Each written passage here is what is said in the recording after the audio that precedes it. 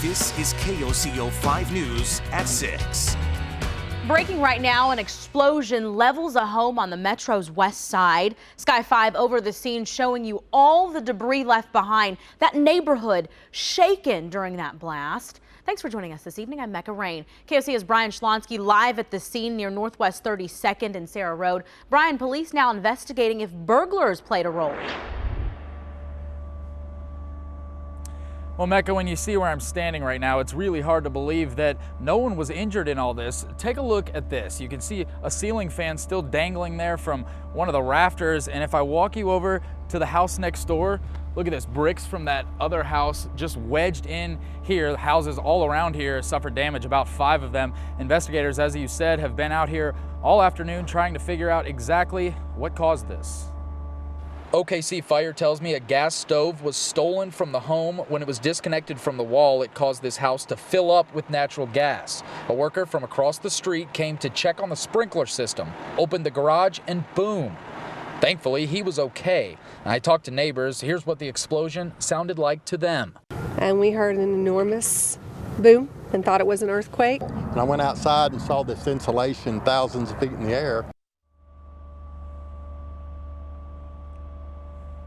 Now, I did talk to ONG as well. They said they came out here, checked all the lines. It was all clear. So now investigators, as you heard, now just need to figure out who took that stove. Reporting live tonight near Northwest 32nd and Sarah Road, Brian Schlonsky, KOCO 5 News. Unbelievable. Okay, Brian, thank you. We'll check back in with you later. Now, many of you heard that explosion, and we got some photos just minutes after it happened. Some of you tweeting pictures from the scene.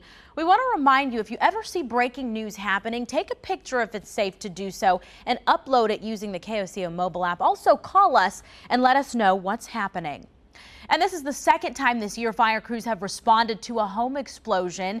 In early January, an explosion destroyed a home and damaged about 50 others near Northwest 122nd and Rockwell in Oklahoma City.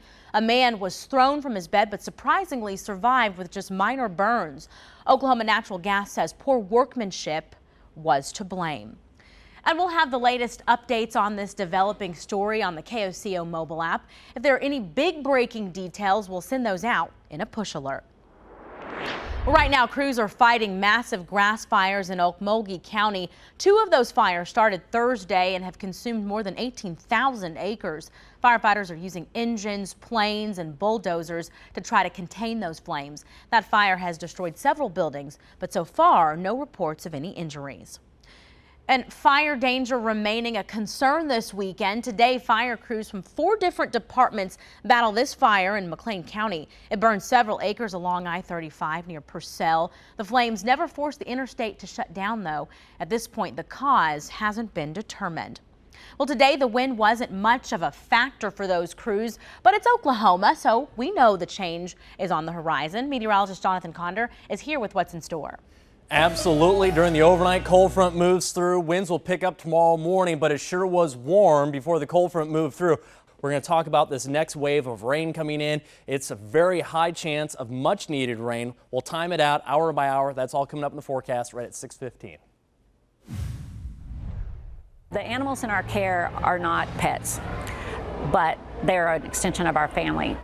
Tonight, we have answers following the death of Chai the elephant. The Oklahoma City Zoo says a bacteria infection killed her. That infection not contagious, though. Now, before Chai died last month, she was getting more food because of weight loss. But zoo officials say her appetite was normal. The zoo was still investigating whether Chai had any chronic issues.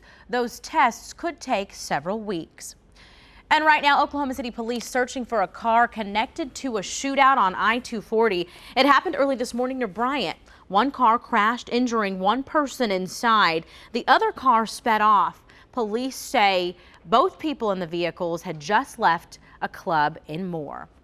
And we're working to get more information about a biker gang shooting. It happened near the Kickapoo Casino in Hera last night. The casino forced to go on lockdown for hours. Deputies say a fight broke out at the Conoco gas station near Highway 62 and 102. We're told investigators are relying on surveillance video from the store. What sparked it, I don't know, but on the video that I've seen so far, there was some type of altercation over here by the gas pumps, which led to everybody pulling guns and having a shootout. Those gunshots did hit one man in the leg. We're told he is okay. At last check, 3 people had been detained. In northeast Oklahoma, a firefighter recovering after he was hit by a truck while fighting a grass fire earlier this week. This happened near Centralia. Jeff Mueller was fighting the flames and standing on a highway. The driver of a pickup truck didn't see him because of that heavy smoke. That driver immediately stopped to help Mueller. He was taken to the hospital for a broken leg. In Commitment 2016, Bill Clinton will be visiting Oklahoma City tomorrow to campaign for his wife. He'll be at the Northeast Academy tomorrow evening. That's near Northeast 30th and Kelly. The event starts at 8 and it's free and open to the public. We have more information on the KOCO mobile app. A man from Moore will spend 8 years in prison after a crash that killed a man. News OK says Dustin Hall was sentenced Friday. He did apologize to the family affected by this tragedy. Officers say he was high on drugs at the time of the crash. Now, that crash happened in northeast Oklahoma City back in 2013. That accident killed Ronald Banton. His 5-year-old son was with him but wasn't hurt. A man wanted in the Oklahoma City metro area arrested hundreds of miles away. Police in Gunnison, Colorado arrested Roy Gilmore. He was shot during a chase this week after officers say he stole a Jeep. Authorities here have been looking for Gilmore ever since they say he burglarized stores in Blanchard and Tuttle during the most recent ice storm. He also got in trouble in 2008 after leading police on a chase through the metro. A car thief caught on camera in Oklahoma City. Oklahoma City police now need your help to find this man. They say he recently stole this white car. If you know who he is, you're asked to call Crime Stoppers. That number, 235-7300. Well, Stillwater police dealing with yet another mysterious burglary. The latest victim, the Hideaway Pizza. Police say someone broke in through the roof this week. Now, this is the 6th rooftop break-in recently. Hideaway's general manager told us the crook only got about $100, but left computers, laptops, and tablets untouched.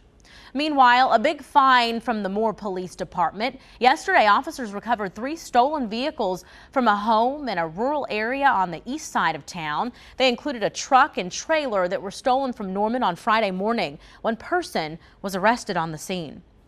An Oklahoma hero jumps into action right after this helicopter crash, where it happened and what he was thinking when he dove into the water.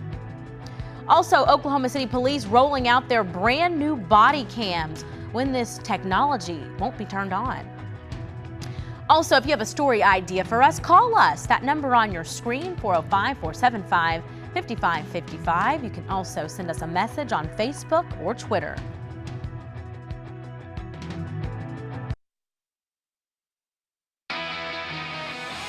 Live, local, late breaking. This is KOCO 5 News at 6 o'clock in high definition. It's the terrifying video you've probably seen by now. A helicopter crashing into Pearl Harbor in Hawaii this week. 3 people hurt, including a teenager with critical injuries. And tonight we're learning that an Oklahoma native helped save those lives. Navy Petty Officer Ren Pettit is from Atoka. He saw the whole thing happen and didn't think twice about diving in. I ran straight over there and kicked off my steel-toed boots so I wouldn't sink, and took off my blouse and jumped in. I think I just did what anybody who was out there. There was multiple other people that went out there to help, like I said. So just a normal person who cares about other people. Certainly a true hero there. Well, last night, Pettit went to visit the 16-year-old victim who was still in the hospital. Well, tonight, Norman police are searching for an assault suspect. They want to know if you recognize that man. Police in Norman say he may have attacked a woman in a grocery store parking lot. He was seen leaving in this white Ford Edge. If you have any information, Norman police want to hear from you.